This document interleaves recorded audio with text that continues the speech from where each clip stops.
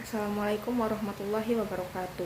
Kami, kelompok 4 Ilmu Sosial Dasar, ingin mempresentasikan tugas hasil diskusi kami tentang pelapisan sosial dan kesamaan derajat. Nama saya Megawati dengan NIM 211120086. Nama saya Siti Mariam dengan NIM 2111200081. Nama saya Fitrianti dengan NIM 211120080. Nama saya Wintari dengan NIM 2111279. Pelapisan sosial. Pelapisan sosial adalah golongan manusia yang ditandai dengan suatu cara hidup dan kesadaran tertentu. Pelapisan sosial merupakan gejala yang bersifat keseluruhan di dalam masyarakat manapun. Pelapisan sosial itu selalu ada. Selo Somardian dan Sulaiman Somardi menyebut bahwa selama dalam masyarakat ada sesuatu yang dihargai, maka dengan sendirinya pelampiasan sosial itu terjadi.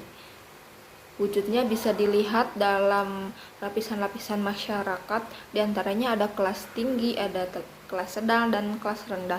Dasar tinggi dan rendahnya lapisan sosial seseorang itu diukur dari macam-macam perbedaan, seperti kekayaan di bidang ekonomi dan nilai-nilai sosial itu. Berikut adalah dasar-dasar pembentukan pelapisan sosial.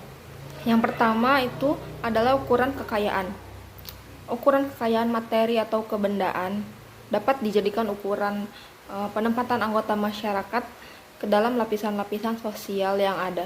Barang siapa yang memiliki kekayaan paling banyak maka ia akan termasuk lapisan teratas dalam sistem pelapisan sosial. Demikian yang sebaliknya, yang tidak mempunyai kekayaan akan digolongkan ke dalam lapisan yang paling rendah.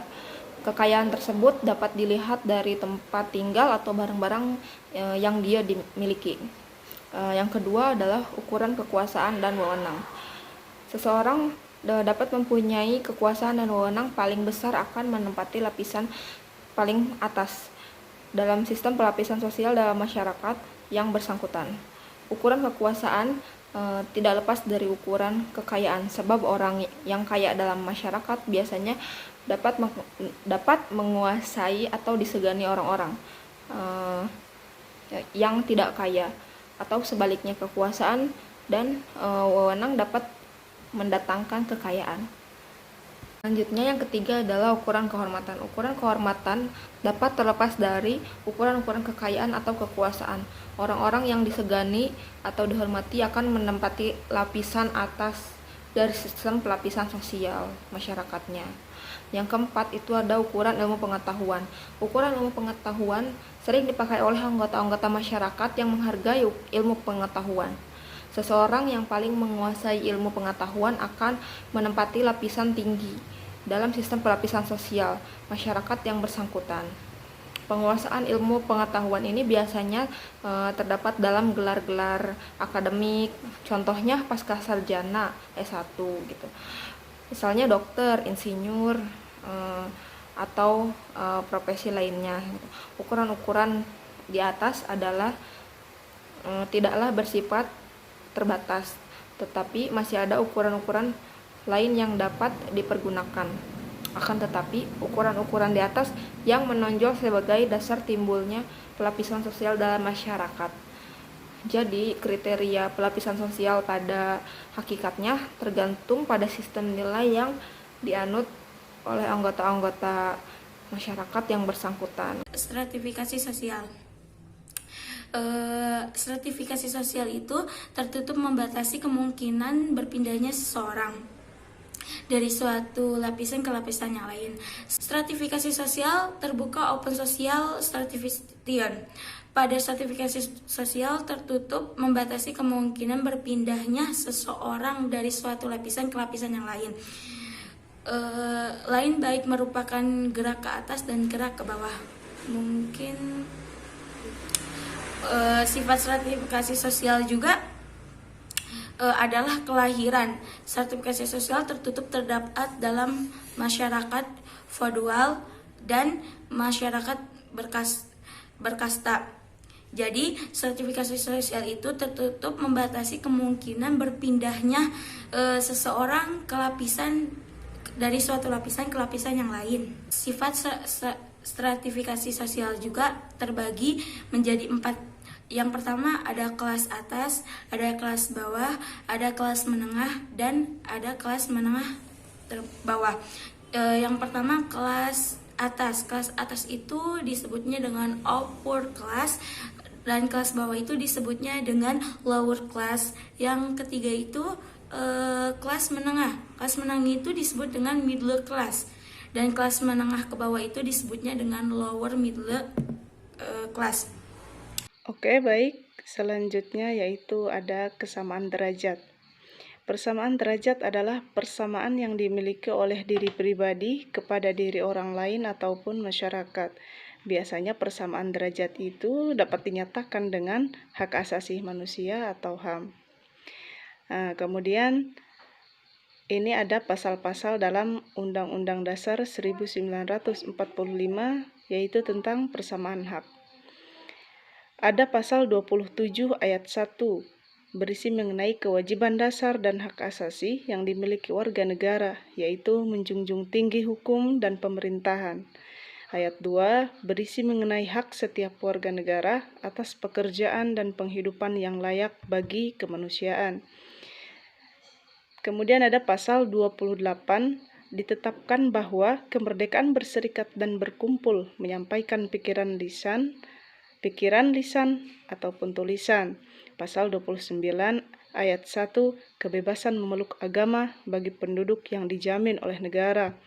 Pasal 31 ayat 1 dan 2 yang mengatur hak asasi mengenai pengajaran. Selanjutnya yaitu elit. Menurut Kamus Besar Bahasa Indonesia, elit adalah orang-orang terbaik atau pilihan di suatu kelompok, atau juga disebut kelompok kecil atau terpandang atau berderajat tinggi, seperti kaum bangsawan, cendekiawan, dan lain-lain. Dan elit juga bisa diartikan sebagai suatu minoritas pribadi-pribadi yang diangkat untuk melayani suatu konektivitas dengan cara yang bernilai sosial.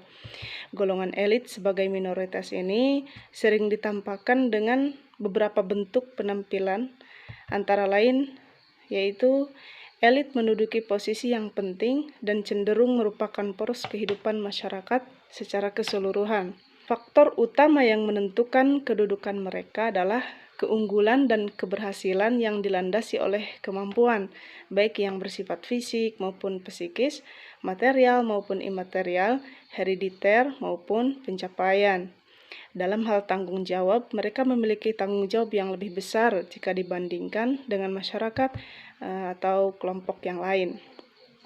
Ciri-ciri yang merupakan konsekuensi logis dari ketiga hal di atas adalah imbalan yang lebih besar untuk mereka yang diperoleh atas pekerjaan-pekerjaan dan usahanya. Kemudian dalam pengertian yang umum, elit itu juga menunjukkan sekelompok orang yang dalam masyarakat menempati kedudukan tertinggi. Dalam arti lebih yang khusus, dapat diartikan sekelompok orang terkemuka di bidang-bidang tertentu dan khususnya golongan kecil yang memegang kekuasaan. Juga dalam istilah yang lebih umum, elit dimaksudkan kepada posisi di dalam masyarakat yang berada di puncak struktur-struktur sosial yang terpenting, yaitu posisi tinggi di mana ekonomi, pemerintahan, aparat kemiliteran, politik, agama, pengajaran, atau pekerjaan-pekerjaan dinas. Di sini saya akan menjelaskan pengertian massa. Pengertian massa, istilah massa dipergunakan untuk menunjukkan suatu pengelompokan kolektif lain yang elementer dan spontan, yang dalam beberapa hal menyerupai keramaian, tapi yang secara fundamental berbeda dengannya dalam hal-hal yang lain. Massa diwakili oleh orang-orang yang berperan serta dalam perilaku massal, seperti mereka yang terbangkitkan minatnya oleh beberapa peristiwa nasional, mereka yang menyebar di berbagai tempat, mereka yang tertarik pada suatu peristiwa pembunuhan sebagai diberitakan dalam pers atau mereka yang berperan serta dalam suatu migrasi dalam arti luas. Nah, kemudian ciri-ciri massa. Terhadap beberapa hal yang penting, sebagian ciri-ciri yang membedakan di dalam massa. 1. Keanggotaannya berasal dari semua lapisan masyarakat atau strata sosial, meliputi orang-orang dari berbagai posisi kelas yang berbeda, dari jabatan kecakapan, tingkat kemakmuran, atau budaya yang berbeda-beda. 2. Massa merupakan kelompok yang anonim atau lebih tepat tersusun dari individu-individu yang anonim. 3. Sedikit sekali interaksi atau pertukaran pengalaman antara anggotanya. 4. Terdiri dari orang-orang dalam segala lapangan dan tingkat sosial. 5. Anon dan heterogen. 6.